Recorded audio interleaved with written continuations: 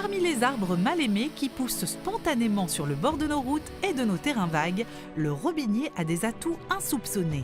Adrien Merlan, un jeune ébéniste qui a le bois et le développement durable chevillés au corps, a décidé de les regarder autrement et de les exploiter dans une nouvelle filière.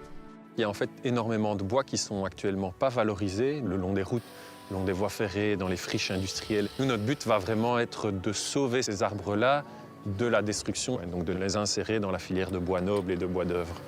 Considéré comme invasif, le robinier pousse naturellement et sans entretien dès qu'une surface forestière n'est pas animée par l'homme. Et malgré sa pousse rapide, son bois est quasi imputrescible. Il peut donc être utilisé à l'extérieur au même titre que les bois exotiques venus du bout du monde.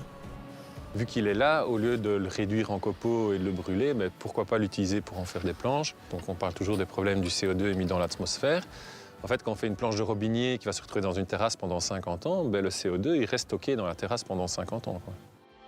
Pour mettre en place sa filière, appelée Robin Wood, Adrien a développé des collaborations avec des intervenants engagés qui partagent son idéal écologique et social.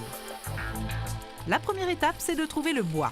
Ici, le partenariat s'est fait avec la carrière CBR près de Bassange et l'abattage est réalisé par Sinorodon, un centre d'insertion socio-professionnelle.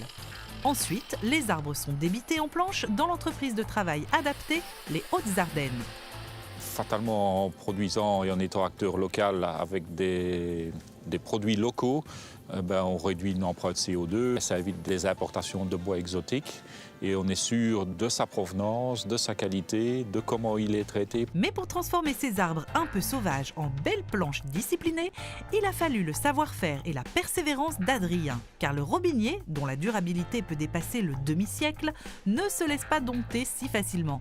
Mais au moment du résultat final, le défi est relevé. Comme vous voyez sur ce bardage-ci, en fait, on est parti sur 3 standards de lattes qu'on a produits nous-mêmes. Donc une latte de 4 cm, 8 cm et 12 cm. Et puis on a développé un logiciel qui permet justement de casser la monotonie de planches toujours de même largeur.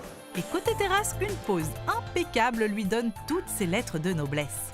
Donc on est sur une terrasse à fixation vissée, mais la particularité c'est que les vis sont invisibles. Parce qu'en fait on a monté la terrasse à l'envers, justement pour avoir cette finition nickel. Pour Fiona, qui a choisi ce bois local pour sa terrasse, les atouts du robinier sont évidents.